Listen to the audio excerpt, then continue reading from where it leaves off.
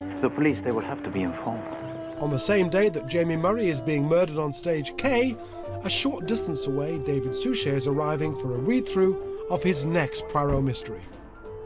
I'm going to read the script, see how it sounds off the page, and see whether any editing or corrections or revisions need to be done. It's also timed. Within a week, the crew and a cast which includes Geraldine James and Robert Bathurst are on location to shoot After the Funeral at magnificent Rotherfield Park in Hampshire. It's quite possibly one of the most extraordinary locations in which I've filmed, because it is a running private family estate. It's like walking back into time. Welcome to Enderby, Mr. Poirot. Merci. C'est magnifique.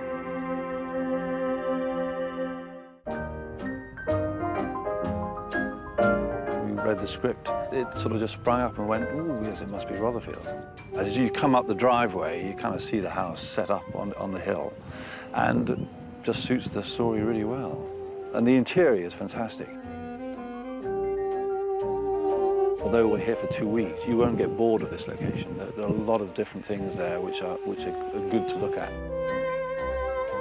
It's very nice to sort of swan around here and believe that it's 1936 or whatever it is, and this is my husband's family home. We should be so lucky, frankly. It's great.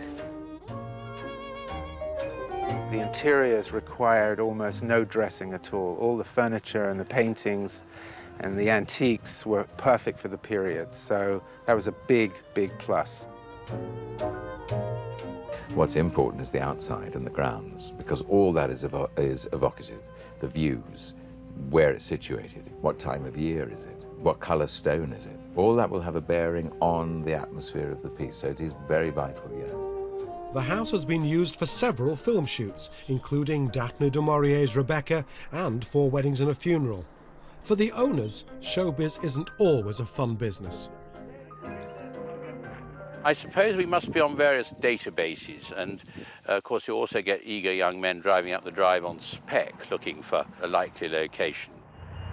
Sometimes it gets too much, but we don't have them in our bedroom or our own sitting room and kitchen, but I certainly had to move out of my office. It's a bit of an inconvenience, really, yeah, and I would say that. Turnover. For the upsides, it's quite a fun thing to be associated. I think particularly when you have a quality of production with some actors and actresses that you admire. And thank you for your hospitality. Thank you, Mr. Poirot. And obviously there is a check as well. After the Funeral is a very English Agatha Christie story, featuring a dysfunctional family which comes together following the death of Richard Abernethy. And we commit. I'm the family solicitor who's having to deal with them. He doesn't particularly like them, but he sort of has a professional relationship with them. And he gets his old mate Poirot in. Who benefited from the death of Richard? Well, the whole family, apart from George, of course, and myself to a small degree. Ah, so you yourself are a suspect? Once again, the cast features some of our finest acting talent, including Geraldine James, whose CV ranges from Gandhi and Jewel in the Crown to Calendar Girls and Hearts of Gold. Must be quite terrifying. She's done everything from Shakespeare to Little Britain, and great sense of humor, great timing, and just seems always so natural in the part, and you know, is always incredibly prepared, and it's an absolute joy to work with. I felt there was something wrong that day. In what way wrong, madame? Unexpected? Or surprising? Sinister, even? Not sinister, no. More a sense of something not being quite right. Some people are brittle. They might feel as though they're being directed, or they won't in any way having their performance interfered with. But with Geraldine, it's a complete two-way thing. You know, you can say one thing and she says, no, I don't agree with that, or vice versa. And it's a complete free and easy working relationship, so it's really good. But at least you're all right. Your visits to him were a great help. Oh, for heaven's sake! It's George I'm concerned with. Geraldine once married David Suchet, on screen, of course, in Blot on the Landscape. So I'm a suspect in your investigations. Madame, I only wish to discover the truth. And there's also another of David Suchet's old friends. I didn't like to say to Timothy, your younger sister's completely batty. Anna Calder-Marshall gives a feisty performance as Maud, but there are some scenes where she gets a little bit of help. Yes, thanks to the magic of television, the old lady at the wheel is in fact a man. And talking of drivers, did you recognise this face? Here's a reminder. Yes, David Suchet's driver, Sean O'Connor, plays the part of Poirot's chauffeur.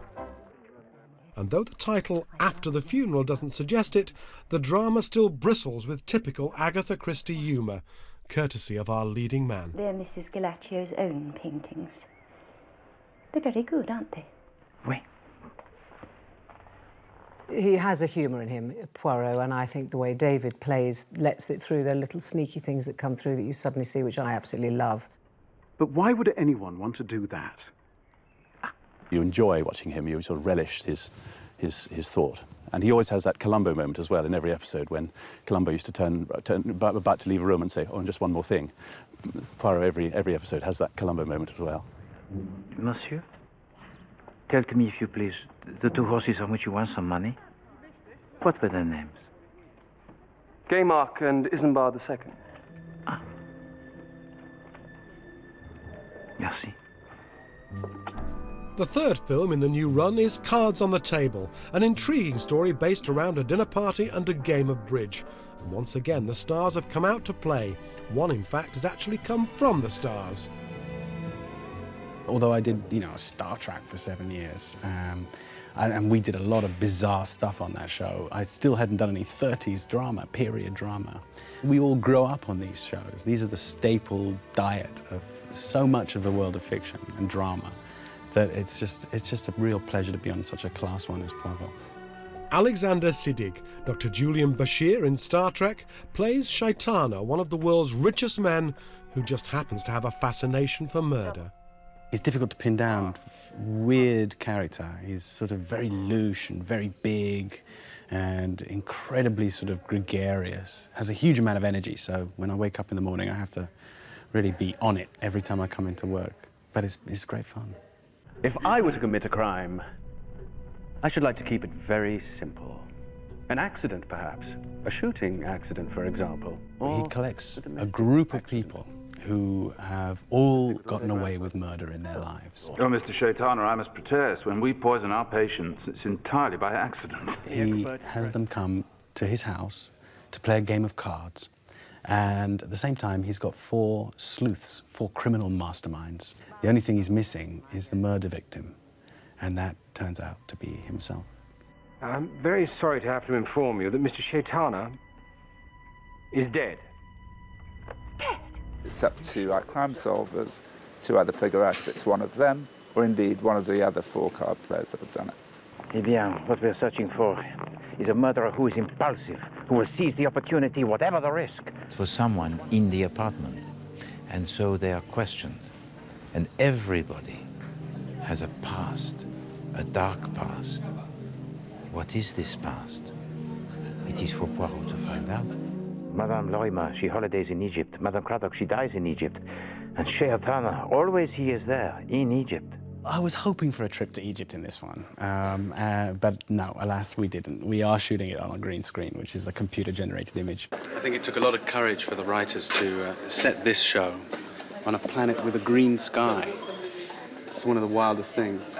It'll probably work on the day, though. I think the green screen work nowadays is so good that it'll look terrific. 127, take 2, A and B marks.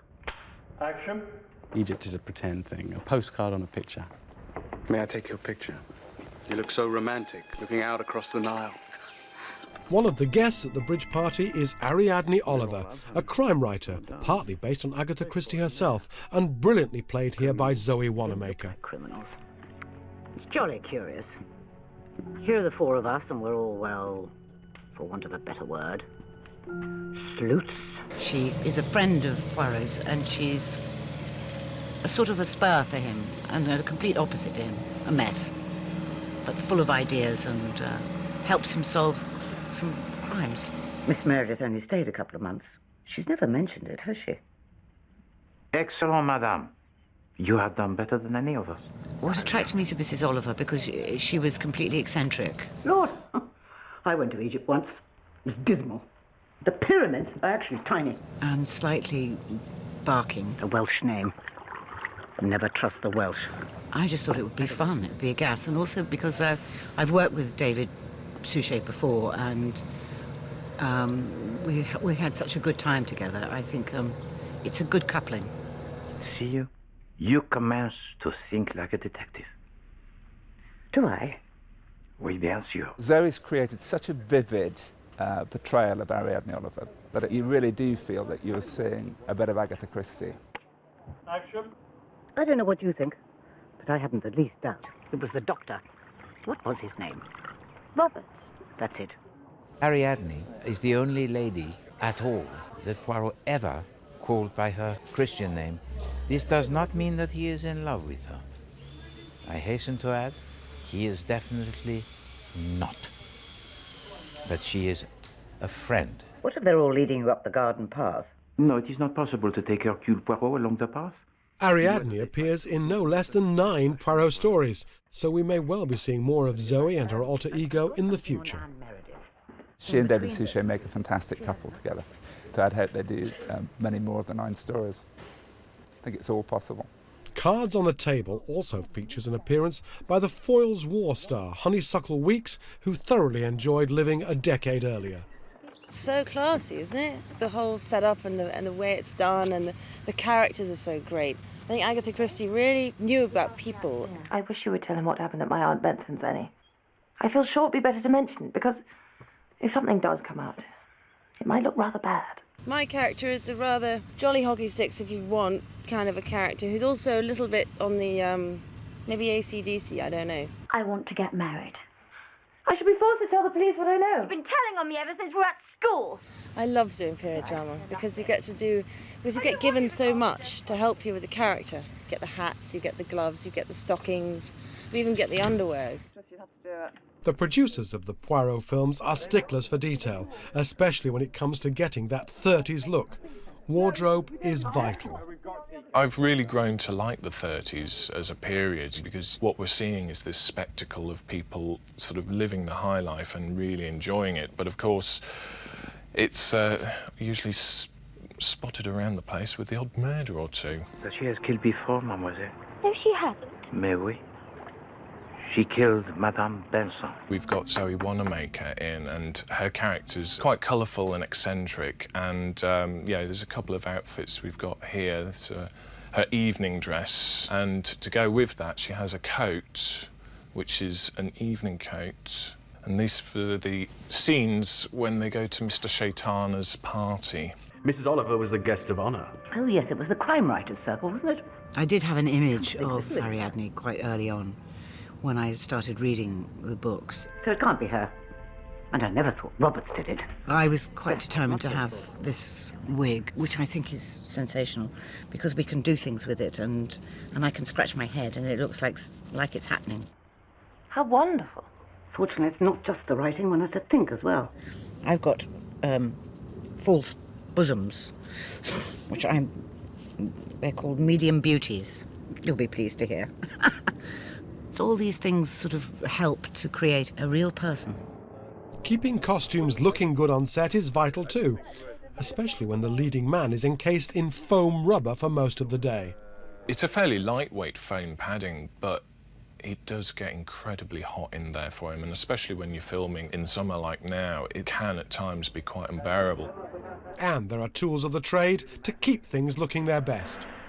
In Hollywood in the olden days, when the actresses or even the chorus in period costumes with big frills, they couldn't sit down, so they had what is called a leaning board. It always provides a point of interest for anybody looking, because they wonder, you know, why am I getting special treatment? But it's not. The special treatment is given to my suit, not me.